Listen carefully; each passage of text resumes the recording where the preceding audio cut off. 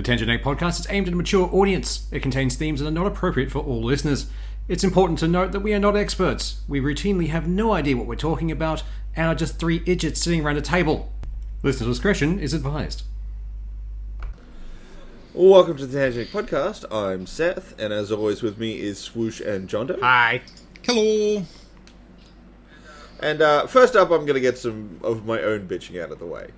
I've been playing this game, Plague Tale Requiem, and it is the sequel to Plague Tale Innocence. I remember that one being And... Sorry? I remember the first one being pretty good for Plague Tale. So, the first one I liked, but it had some problems. Oh, yeah. The big one is it didn't quite have enough engagement verbs, and it had a really glaring problem that was completely designed that way, and I really hated it. So, it only really has essentially three things that it can do in a gameplay sense.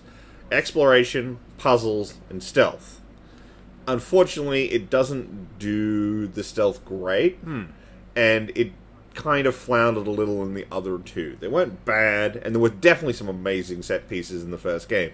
There's one in particular, brief setup. There's a plague, there's lots of rats involved, and they can, strip a corpse in, seconds. And they're attracted to areas with lots of death and blood. So, revolutionary... no, it's not revolutionary, it's medieval France. Yeah, the French where there's Revolution? lots of war happening. It's not French Revolution, it's older than that. Revolution! Yeah. So the point is, there is one bit where you go across a fresh battlefield, Yeah. and it's there's corpses everywhere. It's a really insane visual. So the guys at the department know how to do a shot and be like, this is insane.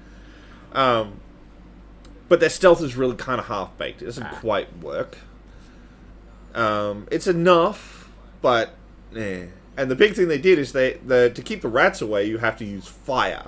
So you'd get torches and things, you'd wave it, and you'd keep them away. The biggest problem is the game kept, for literally no seeming reason, taking the fire away. You'd get to an area where you had to climb up a wall, and they'd be like, oh, I can't take the fire with me, I have to put it in this sconce. Except there's two other characters with you that you help up that wall first, that you could pass the fire to. Yeah, Just creating an unnecessary hindrance. Yeah. Yeah, so that they could be like, you don't have fire, so you've got to engage with the other parts of the system. No, that was dumb. It was really stupid. So I was really excited to see them go for a second go at it, because it was like, you've got some good ideas, your art team knows what they're doing, tighten it up, add some more combat, engagement verbs, and we might have a really good game. Yeah.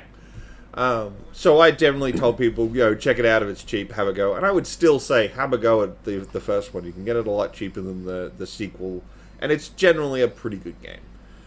Now, Requiem, I haven't actually finished Requiem yet, and it is really turning into a slog for me to finish. The problem is, they added a bunch of verbs, but they don't actually do anything. Yeah. So, you have knives and these pyrite things, which are basically just oh fuck buttons. You fucked up the stealth one time, we'll give you an out. Makes sense. They added a level up system so that as you perform certain styles of engagement with the game, you'll get more proficient and get bonuses and extra abilities and things like this. But because they can't guarantee that a player will play a certain way, none of these bonuses can actually affect the game too much. They can't build around you having them. They have to assume that you may not get any of them for any one encounter. So they can't do a lot with them. They have a slightly better crafting system. It is more easy to create special ammo.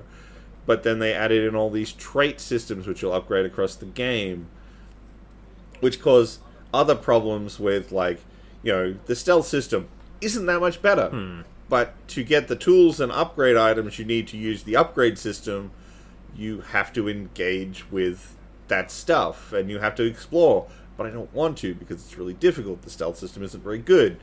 But that means you don't get the upgrades, which means later on, the stealth just gets harder.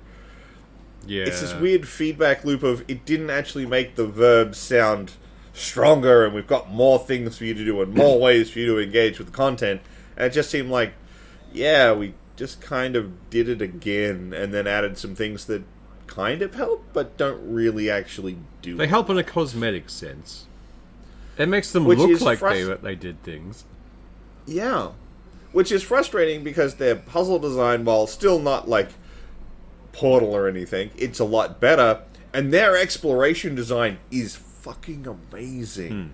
Like, it is really good. They did a whole section of like an island countryside for you to explore and find hidden stuff in, and there's whole side areas there that aren't part of the main story path that you can go and nose around in and just sort of get a vibe of this island village. Nice. It's really good. Their environment team knows what they're doing, and when they get into those exploration verbs, it's really so much better. They absolutely figured out how to do that way better this time around. But that's not the focus. The main gameplay loop is stealth, and it's not that good, and you're doing it all of the time. If your core concept is stealth, you'd think you'd actually put some decent, points into that kind of some system. decent stealth abilities, or at least tailor the character for that. Reward them for using that thing you want them to use. For the most part, it's just hide in grass, wait for guard to move through next set of grass. Oh, so it's standard modern stealth. That's it. Yeah. Yeah. Slightly discolored grass, this is where you hide. But when you have that for like 1 or 2 levels, it's like, not a big deal. But when that's your main engagement loop, it's not that interesting.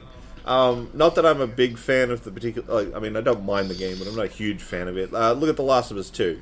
You do a lot of stealth stuff in that, but you're moving through buildings into grass, you can flank enemies. It feels really good. You're supposed to fight. Yeah.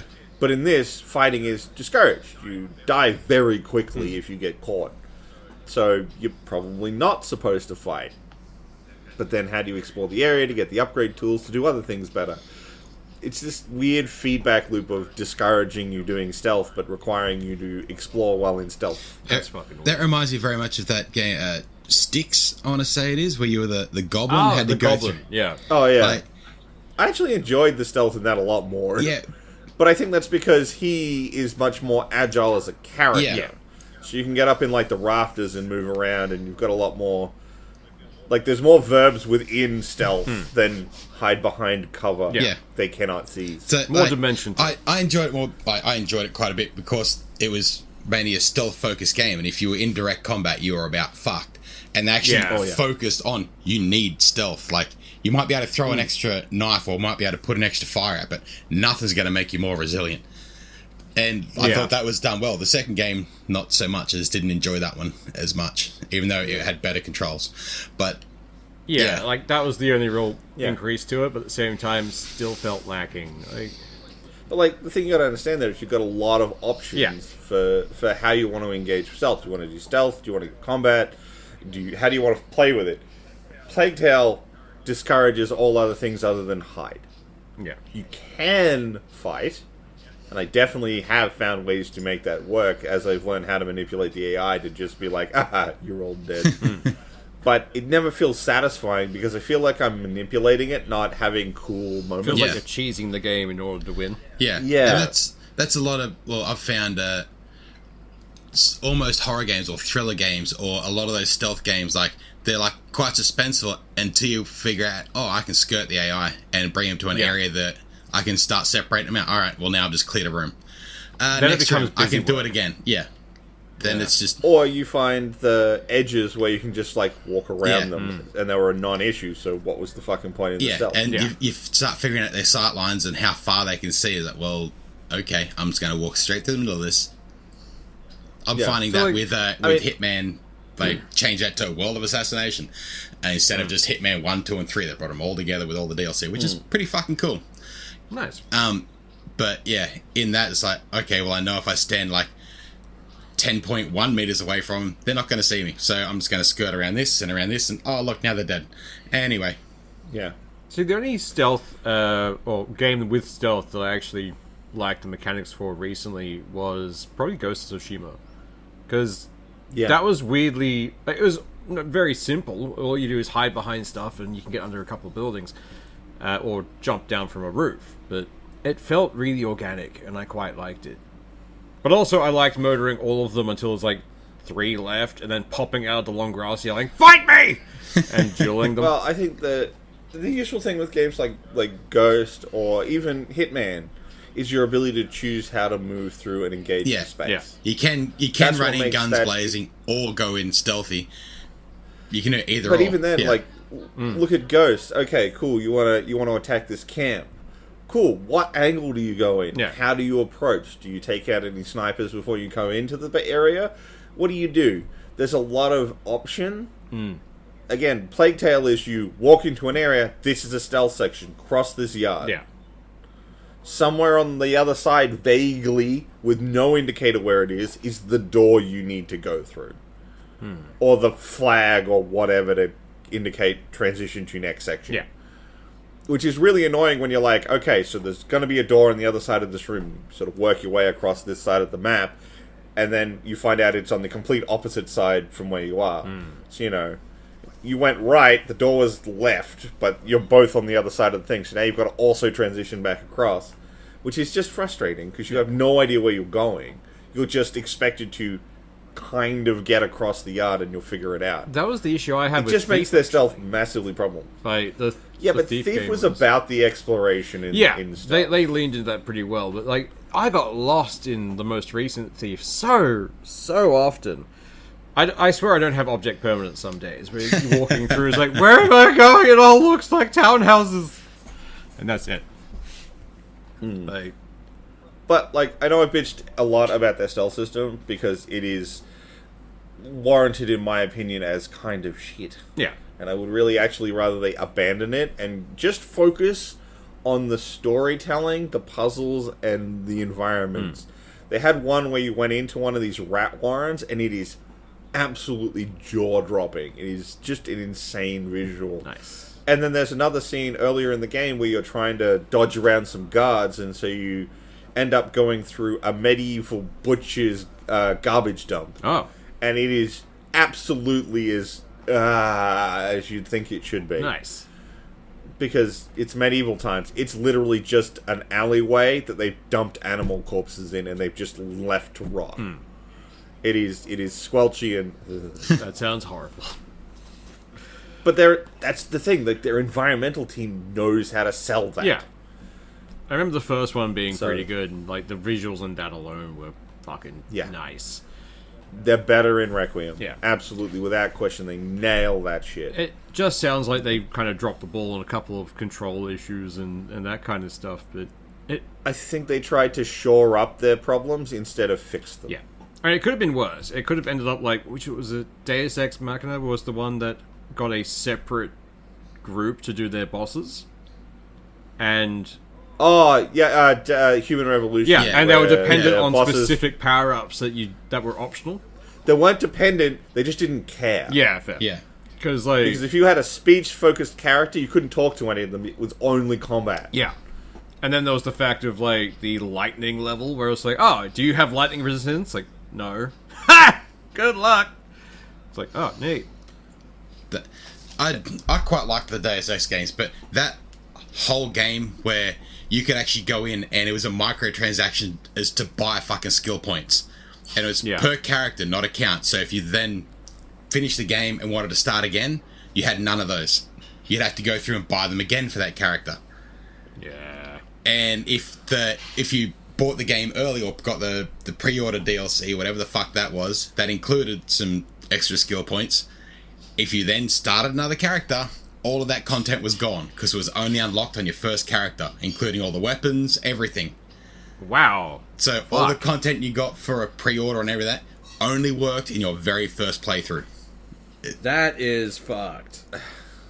What the fuck? Yeah. Well, I mean, Human Revolution was also the game where in the middle there is a transition sequence that you go from one critical location to another. And there's actually a piece of connecting game, which they sold back to you for $10. Yeah. The missing link for that game's DLC, the piece was called Missing Link, is literally this chunk where you're supposed to go into a cryopod and then you wake up somewhere else and you know, and like in the game you're aware that stuff happened while you were in the cryopod. Yeah. But you don't get to play it unless you pay $10. Fucking it's one of the few times, like, I'm almost glad Square Enix don't have it anymore, because that was one of their Western developers. They got rid of that, so hopefully someone else can pick it up and actually do something with that IP.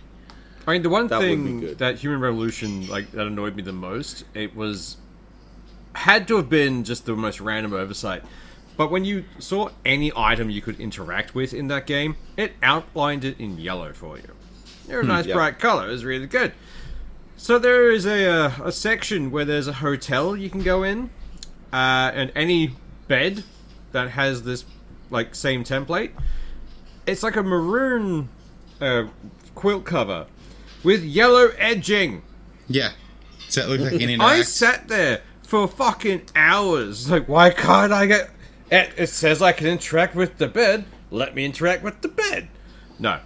Couldn't do anything. I kept thinking I was missing something, like, vital and my game was broken.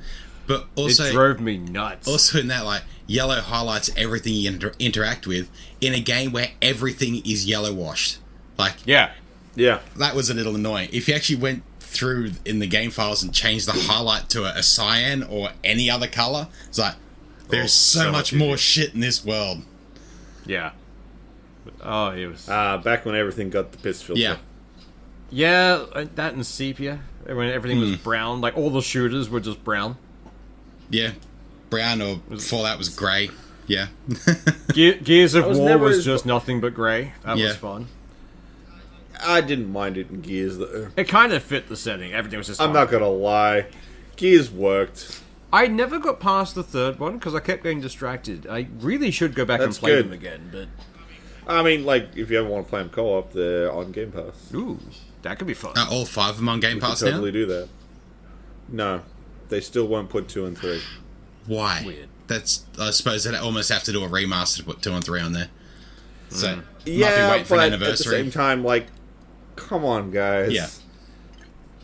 You're selling us 4, 5, and potentially 6 whenever it rolls around. You're already selling 1. Just fill in the collection. Give us the others, please. We'll pay the money. Do it. Yeah.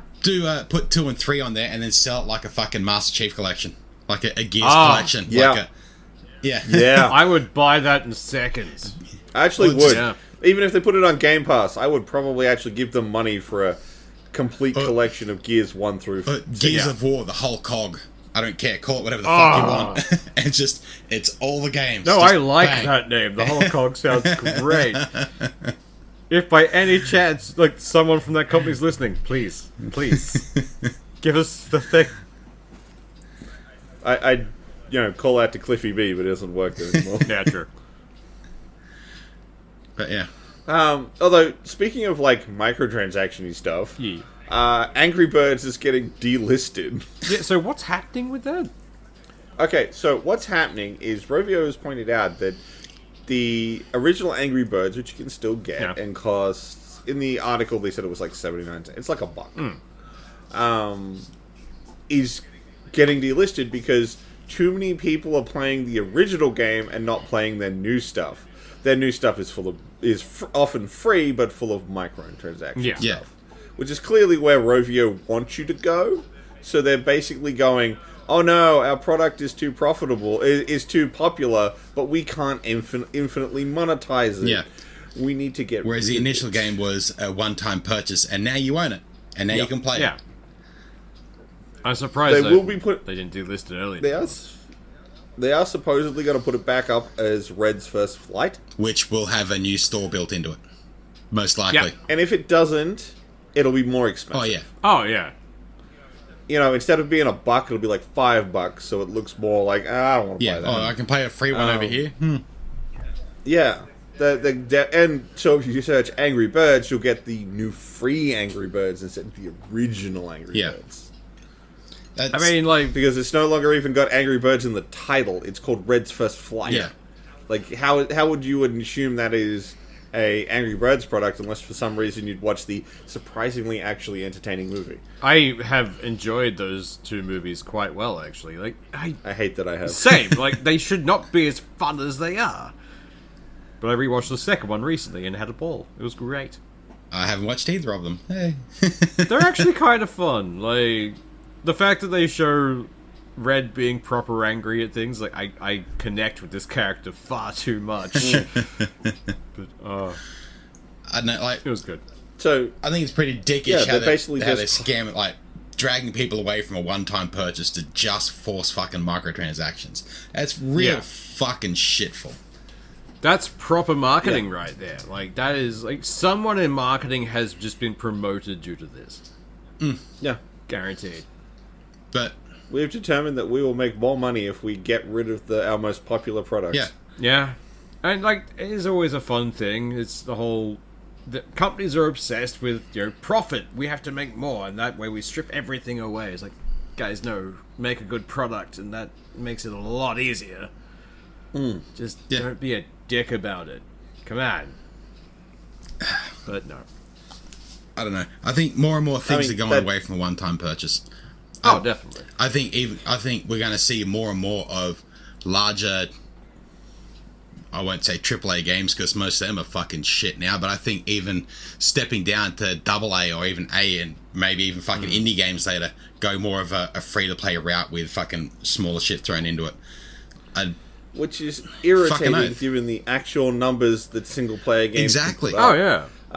Recently, Elden Ring crossed 20 million units sold. God of War pushed 10 million, so did Fallen Order. There was another... Cyberpunk did as well. Yeah.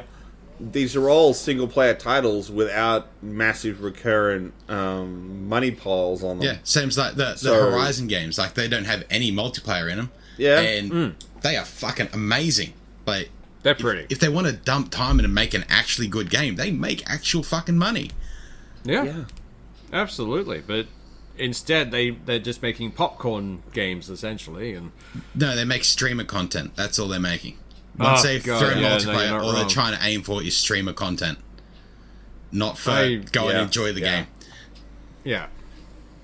Well, I get it to a point because that's where the money is. But it's like, come on, please. It's really sad when at this point in time I can watch a game trailer and pick the streamer bait. Yeah. Yeah. Absolutely. It used to be like, what game will get popular on Twitch? Nah, now I can see the dedicated, that's a streaming game. Like, that isn't for me. High on Life was only made for streamers. Yeah. Yeah. But it was also, the pretty thing is, it was made for a very specific kind of streamer. Because we streamed that one, and we couldn't get any content out because we just found it annoying. Yeah. Like, not even enough to be outraged or angry about it. It's just kind of, I mean, like, the thing you need to understand about us, we spend maybe an hour to 2 hours bitching at each other before we start recording. Oh, yeah. Then we record for an hour bitching at each other. And then we will afterwards probably spend another 45 minutes to an hour bitching at each other. We don't shut the fuck up. We really enjoy bitching. If it was a national sport, we'd be the champions. And we ran out of shit to say. At least be a contender, yeah. Yeah. But recently there's a game came out called Rumbleverse. It's a free-to-play battle royale game developed by Iron Galaxy and published by Epic Games. Won a whole heap of award, is in the line to win 2 DICE awards, and is also due to be completely shut down and mothballed 2 days after the DICE awards. Wow, okay. Yeah. That's a fuck you and a half. Yeah. So even a game that's like, personally I hadn't heard of it, but apparently it's got a pretty decent player base, but it's not pulling in enough money to continue its fucking life cycle. So they're just going to mothball it, regardless of awards, regardless of player count. It's gone. Goddamn. How the so fuck? Even if you make a popular game anymore, like, it means nothing. Yeah. Or a good game. Fuck. So, yeah. I think they should go back to multiplayer as the second thought. Make the good story, make good content, so it gets people in to buy and play your game. And, like, that's what COD used to be. Like, you could go in, you bought COD for the campaign, and then you played multiplayer with your mates after. Like, you actually got a decent... Well, I personally enjoyed it. They were only ever, like, 6 to 8 hours of gameplay, but I enjoyed them. They were pretty fun. The thing you gotta remember, though, is the original Call of Duty came out and was defined by its campaign Yeah. back when we were flooded with World War II. Fucking oath. Oh, yeah. and it still rose high enough to stand above the rest. Yeah, it did. Off the back of its campaign. Not its multiplayer, its campaign. Yeah. It was great. And some of the ones that come after, like, they got some... What was the 4-man squad who were just... there were about 4 Deadpools running around with you, because they were just Oh, no, that was Battlefield. Oh, yeah. That was Bad Yeah. Company. But that was great, because that also had a really good story for that one. Yeah, it did. But Bad Company 1 and 2 are great. Absolutely. That's sort of why people were pissed off when 2042 came out, because they were hoping for a Bad Company 3. And then they said, Yeah. oh no, we're going to do a more modern take on Battlefield 4. And it was like, oh my god, this could also be really good. And then they gave us this. Yeah. like, it's just sad, because they were so good with their fucking campaigns, and now it's just, we made a new action shooty thingy. It's the same one as last year with a different sepia tone. Cool. Yeah. But like... I mean, given the fact that at this point, they're not even advertising their products like it's Call of Duty or Battlefield and here's a cool campaign. Yeah. Here's the kind of cool shit you're going to do. The trailer for 2042 was memes. Yeah. Yeah. Was they took all the bigger, oh my god, Battlefield moments, and here's a new setting, you can do all of these, and then you got into the games that you can't actually do any of it. It's, yeah. Well, I mean, the big one I remember from the trailer was the dude jumping out of the jet, shooting a guy with a rocket launcher, and then falling back into his jet and flying away. It's like, yeah, that's a cool meme thing you do in games. Yeah. It's not part of your advertising. No. But they were trying to advertise the epic Battlefield moments. Oh my god! And then they release a busted game. Well, like, you could lean into that with campaigns. Like, you could just do that on rails for characters so they feel that awesome. But even, they did that back in Battlefield 3. You got to fly a jet around and you were, like, dogfighting with all these enemy jets. Oh, my God. Like, probably one of the best moments in that fucking game. And it still fucking looks amazing. But even older, shooters, going back to the N64, GoldenEye and Perfect Dark, they were long fucking campaigns. And they had a whole fleshed-out multiplayer system that you then went out and played with your mates. And granted, it wasn't... online, but by today's standards, you could still. You packed that. You got those 4 little tiny screens, and you were all playing. And you packed out until the 64 was about ready to burst into flames worth of bots. Oh yeah, and had a great time. Great. On Perfect Dark, you could fill that thing full of bots and just run around and have fun. That was fucking amazing. But your N64 would be screaming, but it was great fun. But you had a large campaign that was well fleshed out with a good fucking story. That's why you bought the fucking game. Even now, Modern Warfare, I can't remember if it was 1 or 2. But they only advertised the Warzone and the multiplayer. The campaign was an afterthought DLC that you could play a month early. They didn't give a fuck about that. They gave zero shits. But even the latest Halo, the campaign it's a DLC because Infinite is all multiplayer. Yeah. That's just fucked. And these were franchises that once had amazing campaigns. I honestly want to go back through and replay the Halo and Gears of War series. Just because I enjoyed those campaigns. Yeah. Halo's fucking good multiplayer. Yeah. It's actually, I've shared a house with the same housemate for a number of years now. And one of the things that made us really good friends is I just decided I wanted to play Halo again. And he walked past my room and just noticed that I had it up on my TV and was like, hey, do you want someone to play with? We didn't really know. I think he'd only been there a month. Yeah. So we didn't really know each other that much. And we sat down and we played through Halo 1 through 4. Yeah. And that, I genuinely believe that's one of the reasons that's the beauty of couch co-op. Being able to sit down with your mate next to you and just being able to give each other shit or play the game. In an actual fucking story where it's not just a rivalry, it's you're trying to work together. It makes a hell of a fucking difference with it. And playing it online, as much as I enjoy it, it isn't the same. And as more and more games remove couch co-op, I don't think we'll ever really get that feel again, because playing a PC game on a lounge with a mate next to you is fucking hard. Yeah, absolutely. Because even LAN parties are getting rare now. I do miss the old LAN parties. Jesus. Like, I used to go to... I do and I don't, because lugging your shit somewhere is a real hassle. Fucking oath it is. Like, trying to lug your whole setup and then trying to find it, and you pretty much dip the power of an entire grid from one fucking house of everyone trying to boot up a PC at the same fucking time. Oh, particularly because back in the day, at least when I was a kid... You're not lugging around with these nice slim LCDs. Oh, no. You're lugging a fucking CRT. Full CRT. Big ass motherfucker. You need your parents to help you carry it in. Yeah. Like, that shit was bull crap. Like, honestly, I grew up in a coastal town, Mackay. We at least had like a LAN cafe, and they did 8 till 8 lockouts on a Friday.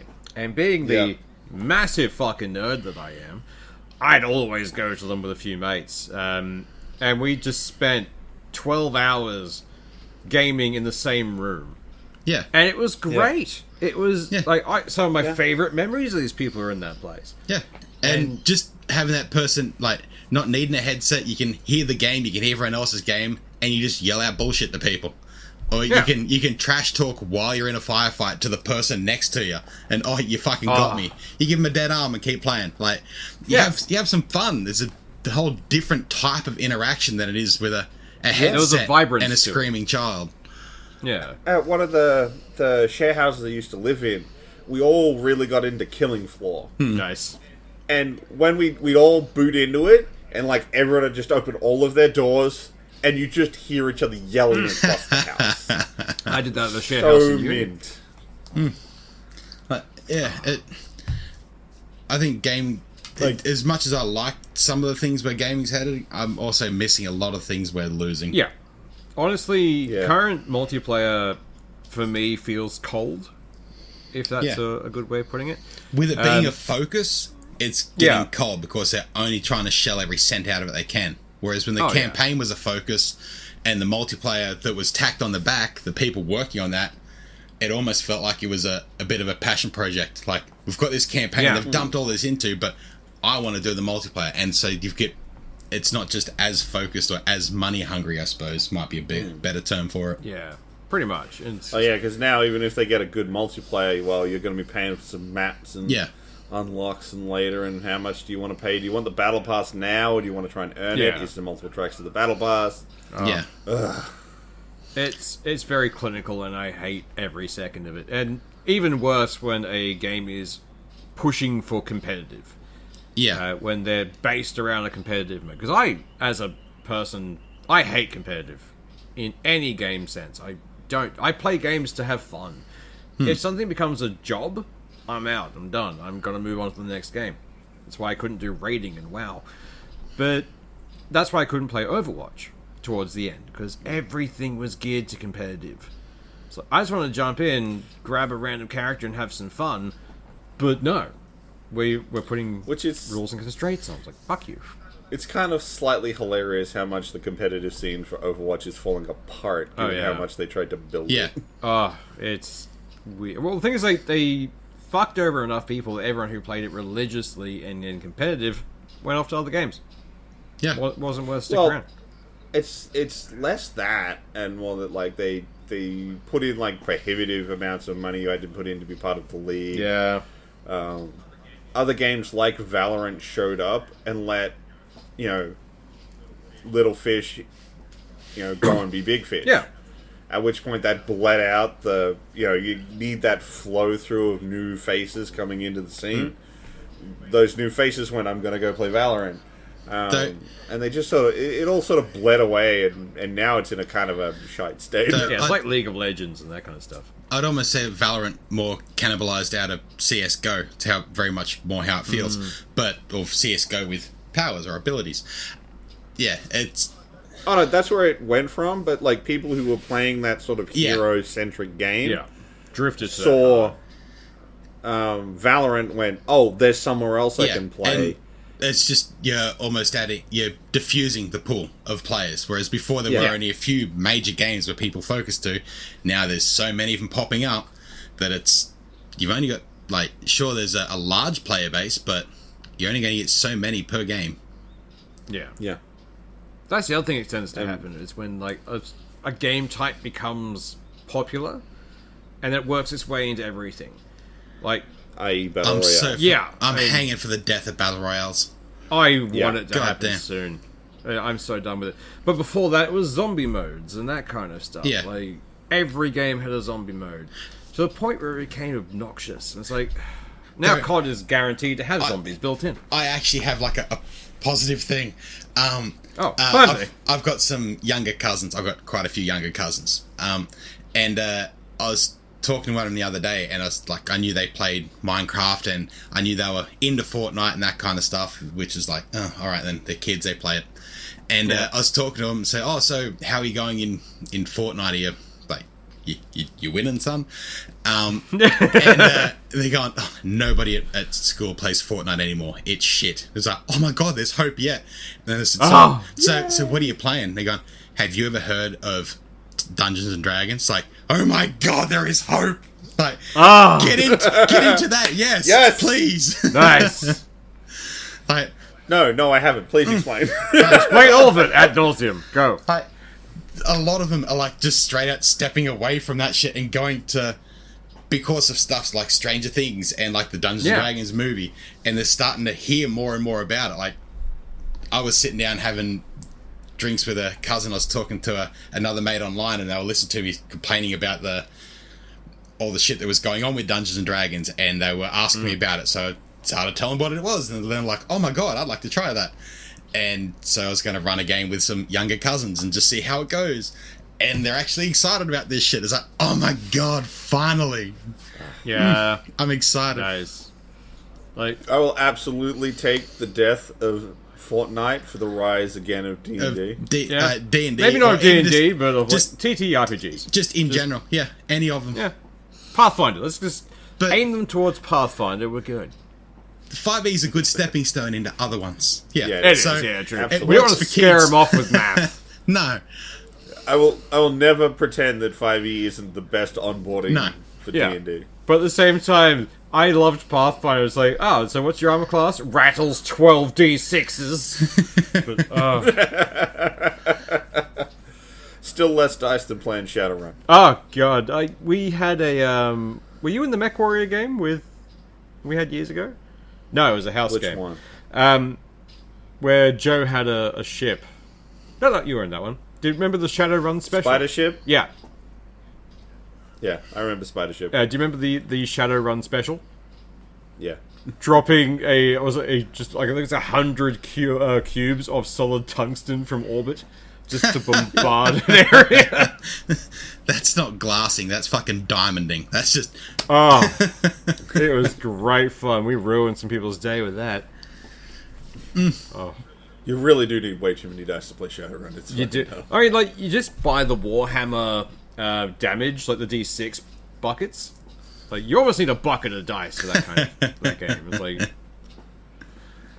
I'm gonna roll that much. Let's be honest, Shadowrun was only ever made to appease the dice goblin in all of us. To justify having bought you some. need more. Exactly. More. Gotta have more of the shiny math rocks. Oh, it's very dumb. We're all secretly goblins at heart. Oh, absolutely. Oh, without question, my guy. Without question. The level of, like... I'm a little afraid one day I'm going to turn around and realize I'm a hoarder. Yeah. No, like never happened. I can still move around in my room. I'm not that far yet. But I have this horrible feeling one day it's going to happen. My place is just clutter because of the 3D printer and the laser cutter. Then you move into a bigger place. You buy... Yeah, exactly. Move into an industrial shed. You got all the room in the world. Shit, I'm not a hoarder. I've got fucking room over there. There's nothing in that corner. See, you're saying that, but I actually I want to get a warehouse to put all my shit in. I dreamed of that from a kid, like a massive shed, just build a little living space in the corner, and the rest is for the stuff. Yeah, like I'm not gonna lie, my ideal I'm a weird guy, but like my ideal thing would be some like subterranean basement thing. Oh yeah, that is like poorly to not lit, and it's just shelves covered in stuff. See, I think books, all of my things, all this kind of, and it's basically just some horrid maze, and then somewhere in the back corner is like a kitchen and a bed. Yeah. Just a dungeon for my I stuff. want the same. It's like just a subterranean, like hangar-like space, just open and empty. Like, alright, I'm gonna fill this with stuff and weird things now. I'll have mezzanine. Because I really want to. I really want to be the kind of guy who turns up to the you knock on the door and I come up the stairs and I've got the little kerosene lamp. Yes, follow me. Come with me, travelers. Yes. You haven't straight out trapped your dungeon, but you know that shelf's got a rickety left leg, and that one over there is really fucking wobbly. So you step around this one, but anyone that bumps it, that fucker's coming down. And Yeah. Things like I'm that weird kind of person who I would have like a dummy house up top, which is like a just generic house, and the way to get in is like a bookcase. That's the house you rent out. So when they go, "Oh, I'd like to speak to the landlords," where are they? They're in the basement. They have like a separate basement apartment. And they have to go. They're in the dungeon downstairs. They have to go over, and there's like one of those big, massive ropes. They gotta pull down to summon the landlord. And then, oh, that'd be amazing! A big, massive, like almost a trap door opens up. Like, and you open it, and you come crawling out with the robes and a staff. Yes. I would sit there and make sure it has the perfect squeak. Oh, you'd have hinges. to. Yeah. It'd be amazing. Whatever the reverse of WD-40 is. Just put like an elevator behind a bookshelf or something, just so you can come out at random. Like, yes, you rang. Just a little bit. I hear there's a dispute about the freezer. Just a little bit of degreaser and sand in the hinge, just so you get that little bit of rub and squeak on it, and then here we go. Oh, be good. I would love that so much. But I'm pretty sure have to write in. This is why we're goblins. We want a cave. I mean, you'd have to write into like the leasing agreement, like no WDing the trapdoor. Yeah. But oh god, like this is why we're goblins. We just want to live in a cave somewhere underground. I mean, Lit by the glow of the fuck monitor. off. I'm not gonna lie. Like like some variant of essentially my own personal library. Is like my dream to live in. I don't care about. Does it have a million rooms or... No. Does it have a crud ton of bookshelves that I can put stuff on? Yeah. Yes, I'm sold. I'm in. Let's go. All it needs is a bed, a PC, a kitchen, and a shitter. That's about it. Yeah. That's the essentials. And the rest is just storage space. Bookshelves. Yeah. I'm down. That sounds like fun. This is like my perfect ideal home. Just even an old rundown warehouse and the top is just... things, and then you got your dungeon downstairs. It has to be like built into like most guys' heads. I think that's why we take over the garage. Like the rest of the house is entirely like you do what you like there. I get this bit because it's big and it's open, and I can put my stuff in there. Where was it where they were selling missile silos? Because I would fill one of those fucking things. The US. It got to a point they were selling enough of them off. There were guys who were making a good living off making designs for them. Like, I would happily live in that. Fuck. The big problem is they're a giant cash thing to get even close to livable. Yeah. I'm going to open the skylight. It's just massive missile doors. Just Russians in the satellite's gone, holy fuck, it's happening. I like the fact that despite the fact this is big hydraulic doors, it still goes... Of course. Got to open up the whole fucking way. You got to maintain the squeak, but you need the squeak. And, squeak is required. But other countries looking through satellites going, holy fuck, they're opening the doors. Holy fuck. It's just me in the bottom on a lounge playing a game. Just, yep, lights open. We're good. No, even better. I assumed it would be you. You got a massive carpet of just you giving the finger. Like, You got to open up the silo because we're busting out the liver. Yeah, sure. It's so the smoke alarm doesn't go off. And this is why we can never have fuck you money. Yeah, that's very true. Yeah, pretty much. If we ever had fuck you money, we'd spend it on fuck you stuff. The great thing would be, like, we'd have, like, fuck you money, but all of that money would go back in the economy as we start hiring contractors for dumb shit. I want you to dig a hole. How big? I want to fit a missile in it. So build me an underground. Do you have a missile? But do you have a missile? I can neither confirm nor deny the existence of a missile. I have plans. No. I don't have a missile. I just need that sort of like yardstick space. Yeah. God, the horror. We need these things. We do. Yes, we do. Do we want to transition on to the kind of what the fuck, how did this happen thing for this episode? Why not? Go for it. We'll step from missile silo dungeons to what the fuck. So I'm going to throw up a content warning here because this is pretty fucked. This is I'm basically reporting on a other report, which I will link in the show notes if you'd like to go see the whole video. This will probably see us through to the end, so now's your time to ditch. Yeah, look, this, like I said, this is pretty fucked. I don't know how So it all revolves around this ex-Australian Special Forces operative named Scott Jones, or Scojo. Not to be confused with ScoMo. Hey. Yeah.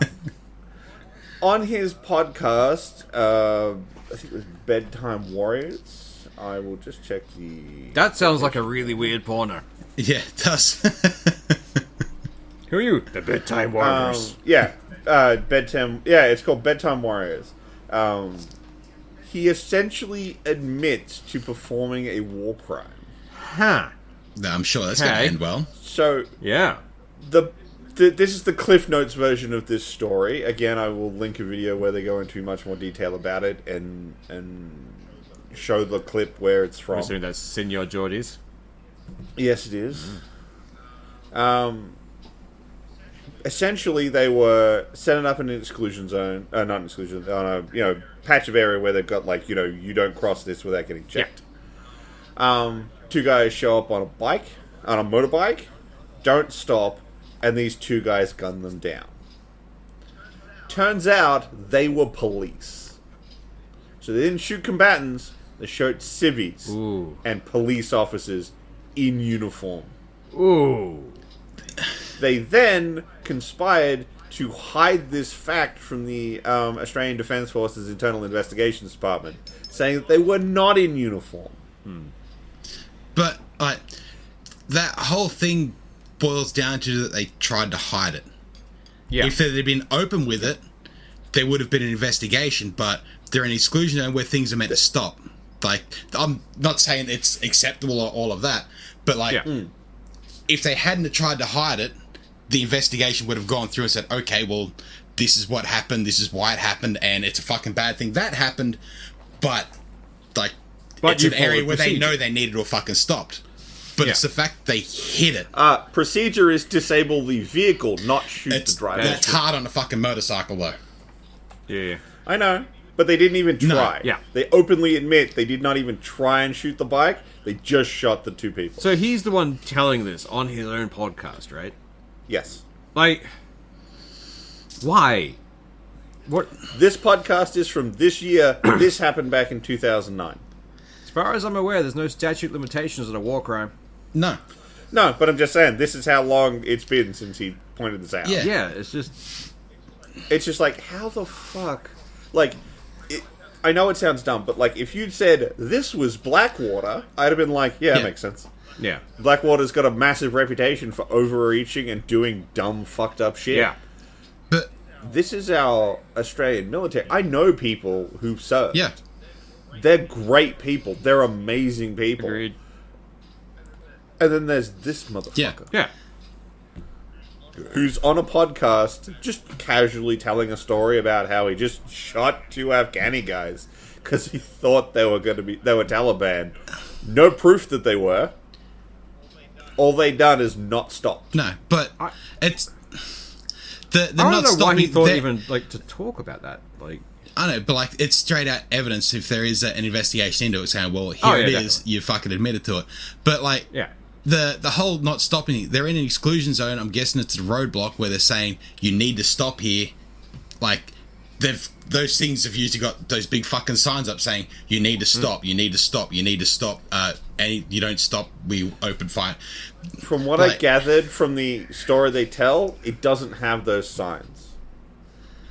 It's just an area where they're set up and they're supposed to not. It's a checkpoint. Yeah, it's not a big signed "you don't go here." Yeah. even then, it's just generic practice. You see, like, an army in front of you, you tend to stop. Well, you should fucking stop, but Yeah, like, because granted, the soldiers, anyone can buy a fucking cops, can throw on a blue shirt, buy a fucking badge, and I'm a copper. It's grey in Afghanistan, I believe, or whatever they wear. And you're absolutely right. Yeah. Like, and even in the video I'm going to link, where they're very critical of this guy, even they admit there is a certain level of in the field this happened. Yeah. But you then that's where the big fucking wrong. Yeah. That's once you've done the thing and then looked at it, you knew you've done something wrong, and then you tried to hide it. That's where the big fuck up there is. Oh yeah, and not only tried to hide it, successfully hid it. And then decided to bring it out randomly on a podcast. Yeah, like you gotta think like, after he finished that podcast and like press stop on the recording, he had to have then thought about going, I said that, but then he uploaded it. He had to have gone through editing. So at some point, he would have leveled the volume for that story. So this guy thinks he's telling these stories because they'll help people who've been in military situations feel better. You too can get away with a war crime. You too can give prime evidence of a first person committing a war crime. I'll tell you about... There's another story that they bring up in this video, and it is like it immediately rips apart this narrative as far as I'm concerned. Fair. And again, this is the thing I was mostly talking about the content warning for, because this is absolutely fucked. During an incident, dude is actually pulled a gun, he's looking to flank some people, they shoot him. His kids come out and start trying to shovel his brains back into his skull. Ooh. Yeah, that's not great. Fuck. They make jokes about it. Fuck off! Yeah, that's... Come on! They seriously do. They comment about how like these kids were essentially making sandcastles as they tried to shovel their brains back into his skull. I have a dark sense of humor, but even that's a bit fucking far. Like... Look, there's something to be said for, say, in the moment... A thing I think a lot of people don't understand is that laughter is a stress response. Yeah. And gallows humor is old as time.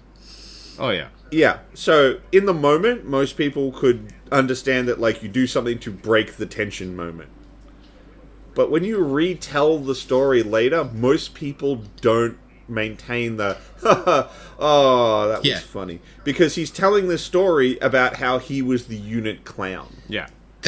And that he made a corker joke at this moment.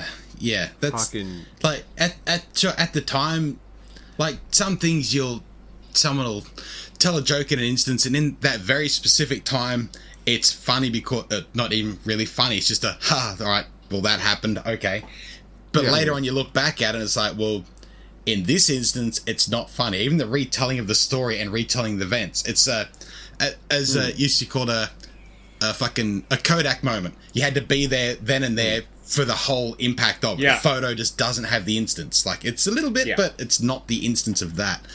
That's very much what that thing is. It's not something you need to fucking retell or at all. And if you did retell it, it would be this massively fucked up thing that happened. Yeah.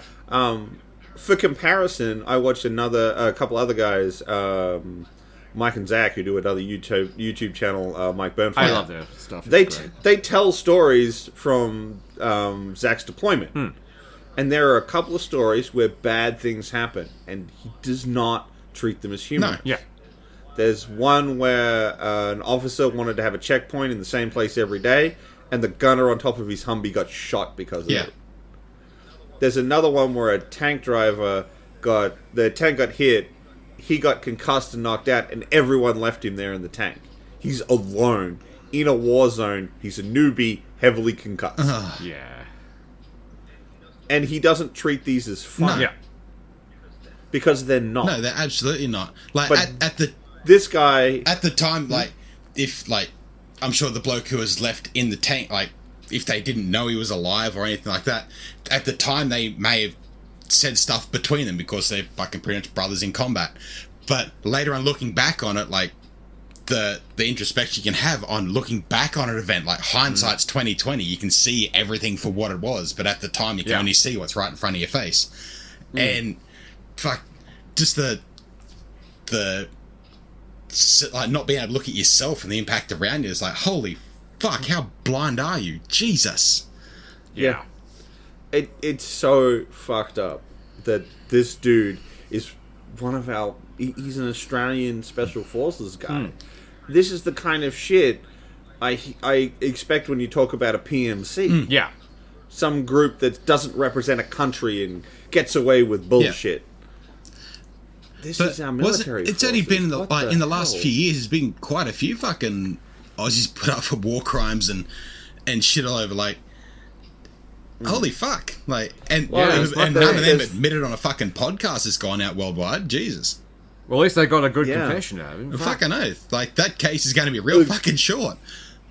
The question is whether it does get processed, because a guy actually did the whistleblower on the potential war crimes being done by Australian military officers, and instead of it being taken seriously, people looking into it, they're currently trying to bring the law against him for releasing documents that for whistleblowing. He shouldn't have had. Yeah, because Australia is backwards when it comes to fucking whistleblowing laws.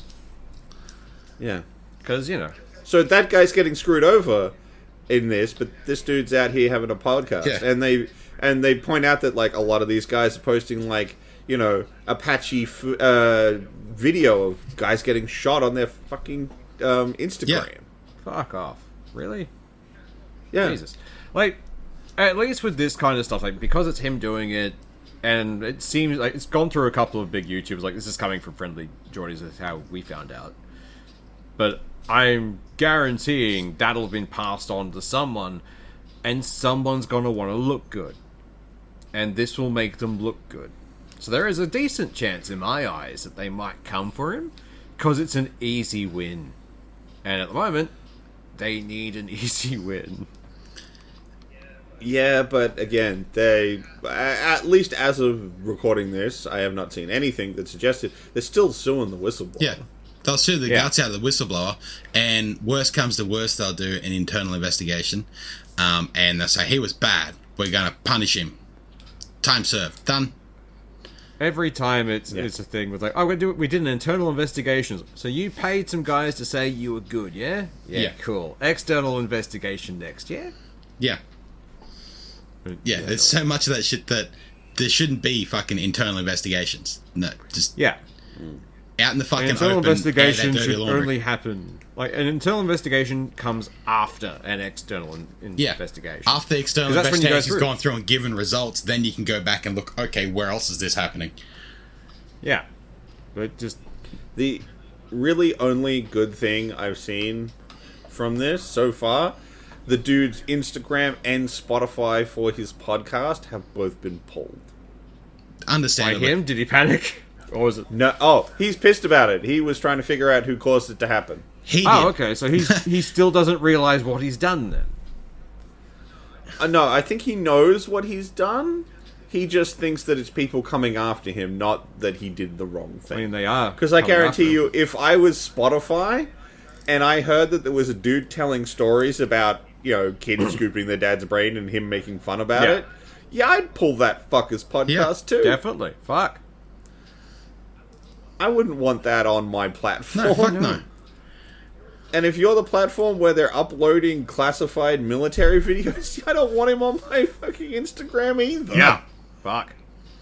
Because if it's illegal to look at these things, it's not great. No, it really isn't. Yeah. But, there's at least there's platforms like that that will actually pull that shit. There's other platforms that fucking won't. And at least they're pulling it for a reason that's like, holy fuck, like this is an actual thing. It's not, we're just going to ban your account because we don't like what you pulled it. At least they've removed that content so that you can't just stumble across it. Yeah. But there's other platforms that won't. Or they'll ban an account for almost, because they've said something fucking 10, 20 years ago. But it's like, no, you can't get any better than you were 10 years ago. You can't grow, you can't be a better human. You are as bad as you were 10 years ago. YouTube recently, didn't it? It's happened with YouTube, Twitter, Facebook, a whole heap of them. If you've done a bad tweet or posted something bad in your life, regardless of what you do with your life now, you've done it once. You're fucked. Yeah. I always find that rather annoying when it's like, oh, he said this like 10 years ago. It's like, that is a different person now. People can change. He might still be a piece of shit, just in a different direction. Look, that whole thing kind of fell apart pretty quick. But yeah. Yeah. I don't know. You know, hopefully this person falls down the flight of stairs. Oh, fucking oath. And, like, it's a good example of why some people need, like, that kind of shit shouldn't be out in the fucking public eye. If it's out there, it needs to be fucking investigated and tried properly. Yeah.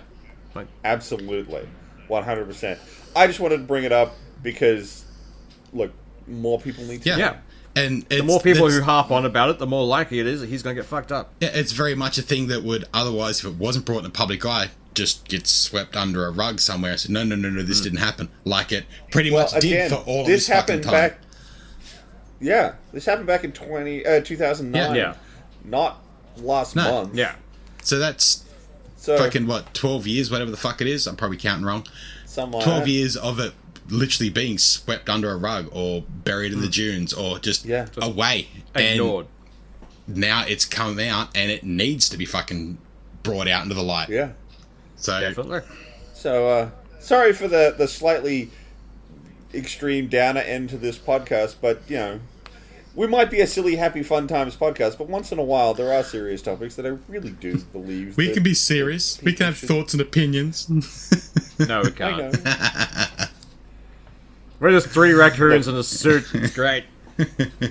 Look, we did the squirrel episode last week. We had to do something a little more serious. Yeah, we had to bring it back into spec. I'll link the video so you know where I got all this info from, and you can then go on further exploration if you wish to verify / further look in. I don't want you to take my word for it. Please go look. Learn for yourself. We're just three idiots, man. We say it in the disclaimer. Yeah. But unfortunately, I think that's the end of the podcast for this Holy week. We've hit our usual length, and we were once again scared we wouldn't make an hour. I know, right? We keep it in the pre-chat. We're like, I don't know, man. Are we got enough content once for this? The bullshit starts to flow. I told you, man. We can just go. I'm gonna finish this and just dream of a missile silo full of shit. Yeah, I know, right? Honestly, if anyone wants to just give me a library, I will look after it for you. I will make sure it has new books in it. Yeah, same. Like I would happily look after a library. Like someone's personal library would be great. Look, you want fucking science books? I'll get you science books. You want the newest fiction? I'll get you the newest fiction. You want something fucking weird? I got you. I will make you the most eclectic, brilliant library ever. Give me a budget, I'll make it fucking fancy, too. Oh, yeah. Oh, yeah. We're talking, like, book nooks and all the good shit. Oh, yeah. I burst into an office like, Sir, I have got the ladder that moves! I have a rolly ladder, and it squeaks! I just got the cadence of the squeak right, you must come try it! We got the bearings, sir. We got the bearings.